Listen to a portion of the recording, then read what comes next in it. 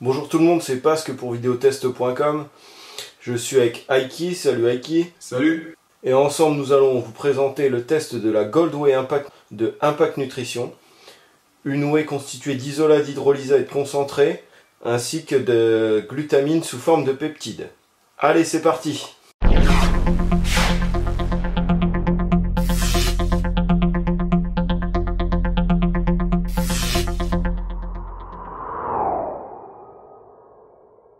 Alors pour commencer ce test, on va déjà regarder la composition. Donc pour 100 g avec goût chocolat, on est à 77,5 g de protéines, 16 g de glucides et pratiquement 5 g de lipides.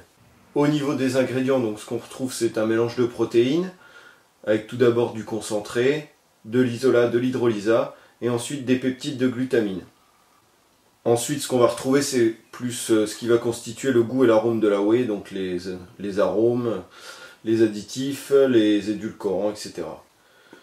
Au niveau des recommandations, Impact Nutrition nous conseille donc de mélanger une dose de 32 g de whey avec environ 250 ml d'eau fraîche ou de lait écrémé et de déguster immédiatement après l'entraînement.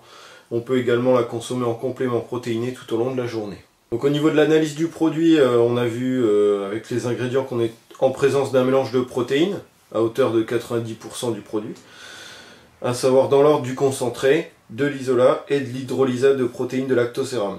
Donc un petit rappel, on sait dans les mélanges que l'ingrédient qui se trouve en premier dans la liste est celui qui se retrouve également en plus grande proportion. À savoir ici dans ce cas-là c'est le concentré, ce qui peut être mis en relation avec un taux de protéines dans la moyenne des autres concentrés, malgré la présence d'isolat et d'hydrolysa. On ne connaît pas les dosages de chaque protéine dans ce mélange. Enfin, un élément intéressant qu'on retrouve par contre en fin de liste, c'est les peptides de glutamine. Alors intéressant, car au contraire de la glutamine simple, les peptides seraient beaucoup moins captés par le foie et les reins, et donc seraient plus à même d'atteindre les muscles. Toutefois, on n'a pas de proportion non plus. Comme on l'a vu précédemment, le taux de protéines est dans la moyenne des concentrés, le taux de lipides est assez faible, alors que le taux de glucides est un peu plus élevé. Et enfin, sur le site de Impact Nutrition, on nous précise que cette whey bénéficie du label HACCP. Pour le test de miscibilité, j'ai donc une dosette d'environ 32 g, 250 ml d'eau fraîche. Alors on va éviter le lait, on le répète à chaque fois.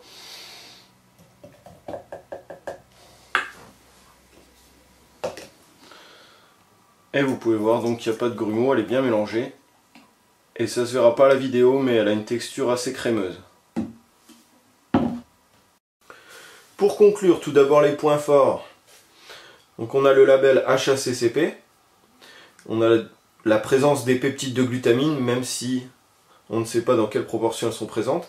Et enfin on a une miscibilité correcte.